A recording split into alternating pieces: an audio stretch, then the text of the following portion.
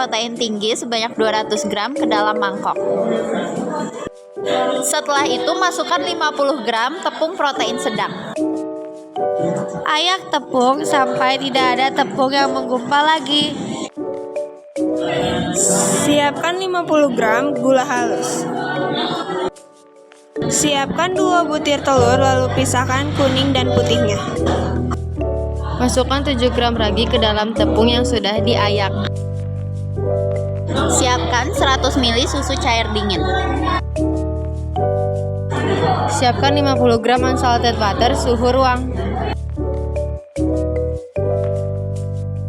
Masukkan gula halus yang telah disiapkan.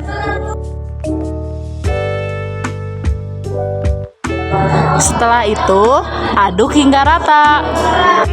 Masukkan kuning telur sambil diaduk hingga rata.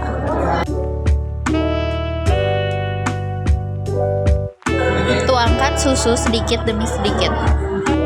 Oh ya, jangan lupa sambil diaduk ya teman-teman. Nah, setelah itu, masukkan unsalted butter ke dalam adonan. Jangan lupa diaduk hingga rata ya. Setelah adonan terasa padat, aduk adonan dengan tangan hingga kalis. Lalu tutup adonan dengan serbet lembab dan diamkan hingga sejam. Buka serbet adonan yang telah didiamkan selama 1 jam. Wah, kok adonannya bisa mengembang ya?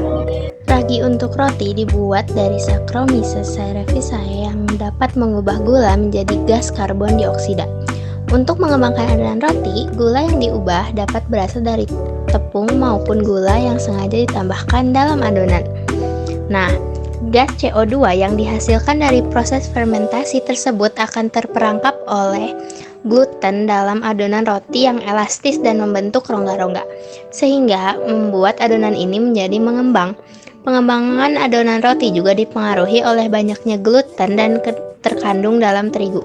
Nah, setelah adonan roti tersebut mengembang, jangan lupa untuk dikempiskan ya, karena jika dibiarkan, nanti rotinya akan mengembang secara berlebihan yang dapat menyebabkan hasil akhir roti terlalu padat. Lalu adonan diberi sedikit butter dan bentuk adonan menjadi bulat-bulat. Setelah itu tutup kembali adonan menggunakan serbet yang lembab. Diamkan kembali adonannya selama 45 menit. Setelah itu, kempeskan adonannya lagi dan isi adonannya dengan mentega. Setelah adonannya kita isi mentega, kita bentuk bulat-bulat. Setelah selesai dibentuk, kita masukkan adonan ke dalam oven. Sekarang kita akan membuat topping untuk rotinya. Siapkan bubuk kopi dan masukkan ke dalam mangkok, lalu larutkan dengan air hangat. Setelah itu, masukkan 100 gram butter, 70 gram gula halus, 1 butir telur, dan 80 gram tepung roti sekaligus.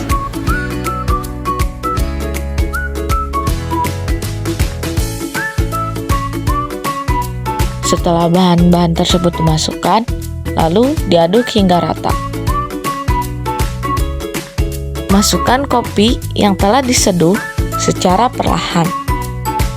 Aduk hingga merata dan masukkan ke dalam piping bag.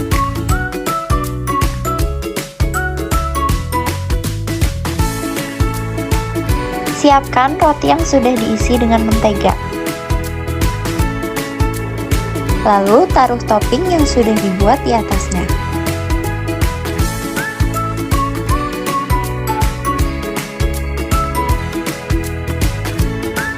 Setelah semua sudah diberi topping, roti siap di oven dan dimakan.